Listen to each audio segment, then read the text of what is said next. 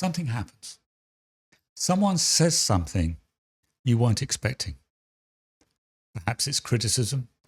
Perhaps it's disappointment. Perhaps somebody you love is upset with you. And almost immediately, something happens inside. A tightening, a reaction. Maybe anger, maybe hurt, maybe fear. And before we quite realize what has happened, the mind has begun. What did they say? What did they mean? Was I wrong? Were they wrong? What should have I said? What am I going to say next? And suddenly, we're no longer simply experiencing what happened. We're experiencing everything the mind has added to it. We've talked about this before, but I want to look at it differently now, because over the last 3 series, we've spent a great deal of time exploring the mind. We've looked at thought, at suffering, at awareness, at the extraordinary structure that gives us this experience of being me. But eventually, all of this has to come back to something very simple. How do we live? Not in some perfect state, not sitting quietly beneath a tree, not when everything is going well, but here, in relationships, in disappointment, in uncertainty, in the middle of an ordinary human life. Because perhaps this is where everything we've been exploring actually matters. Imagine somebody says something that hurts you. The hurt is real. I don't think becoming more aware means pretending it isn't. You don't need to become detached. You don't need to rise above it. You don't need to tell yourself that you shouldn't feel hurt. You're human. Something happened, and there is a response. But then something else happens. The hurt becomes my hurt. And almost immediately, it begins gathering a story. They shouldn't have said that to me. They always do this. Nobody understands me. Perhaps they don't really care about me. Perhaps I've never been good enough. And notice what's happened. The original moment may have lasted seconds, but the experience has begun to grow.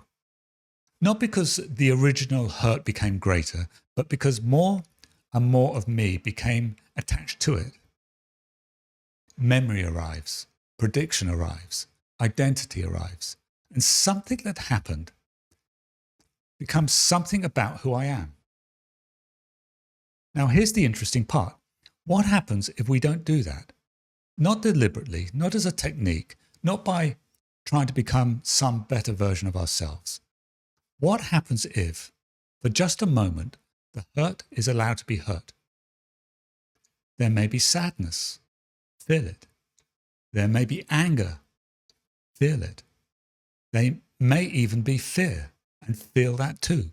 But perhaps none of those things need to become a story quite so quickly.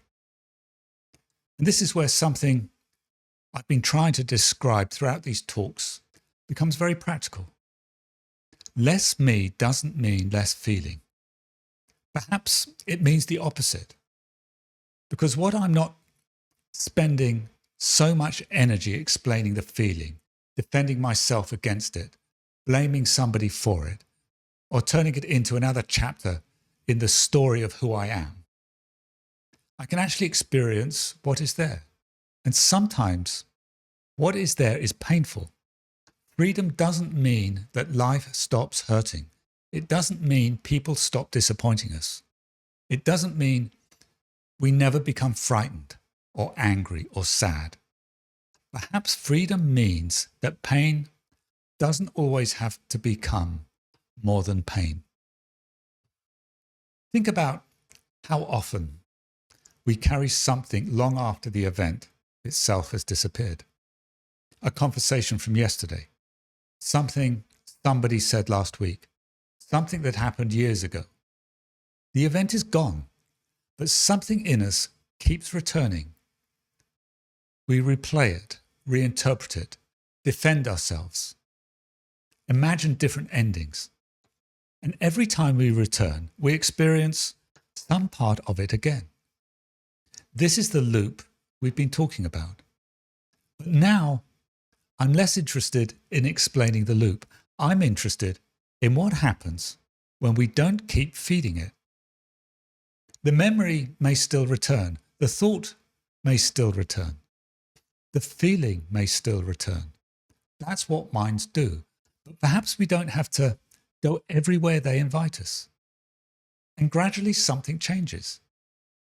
Not the past, not necessarily the other person, not even the mind.